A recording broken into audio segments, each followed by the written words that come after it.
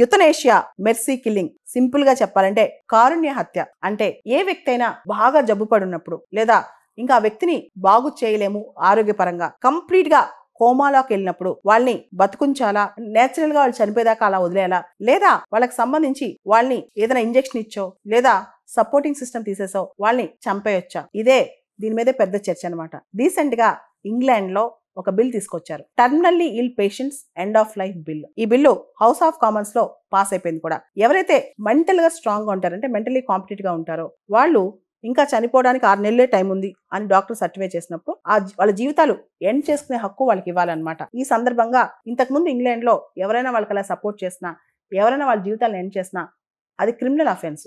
అది విక్టోరియన్ ఎరా లాస్ ఉండే అనమాట ఇంగ్లాండ్ లో. ఇప్పుడు అలా కాదు, ప్రోగ్రెసివ్ గా థింక్ చేసి ఎవరైనా టర్మినల్లీ ఇల్ పేషెంట్స్ ఉన్నప్పుడు వాళ్ళు చనిపోవడానికి వెసులుబాటు కల్పిస్తున్నారనమాట. అయితే పేషెంట్సే ఫ్యాటల్ డ్రగ్స్ వాళ్ళే తీసుకోవాలి. ఎవరైనా సపోర్ట్ సిస్టమ్ ఉంటుంది కానీ ఆ ఇంజెక్షన్ కానీ ఆ డ్రగ్ కానీ డాక్టర్స్ వేయరు. పేషెంట్సే తీసుకునే శక్తి వాళ్ళకు ఉండాలన్నమాట. ఏదైతే వాళ్ళు మరణానికి సంబంధించిన డ్రగ్ ఉందో, ఆ ఫ్యాటల్ డ్రగ్ ఉందో, పేషెంట్సే వాళ్ళపైన వాళ్ళు అడ్మినిస్టర్ చేసుకోవాలి. ఒకసారి డాక్టర్ గ్రీన్ లైట్ ఇచ్చిన తర్వాత ఒక ప్యానల్ దాన్ని అప్రూవ్ చేయాలి. దానిలో social worker, senior legal figure ఉంటారు, సైక్రియాటిస్ట్ ఉంటారు. వీళ్ళందరూ అప్రూవ్ చేసిన తర్వాత ఆ వ్యక్తి ఎవరైతే పేషెంట్ ఉంటారో తనకి తనే ఒక డ్రగ్ వేసుకుని చనిపోవచ్చు అనమాట.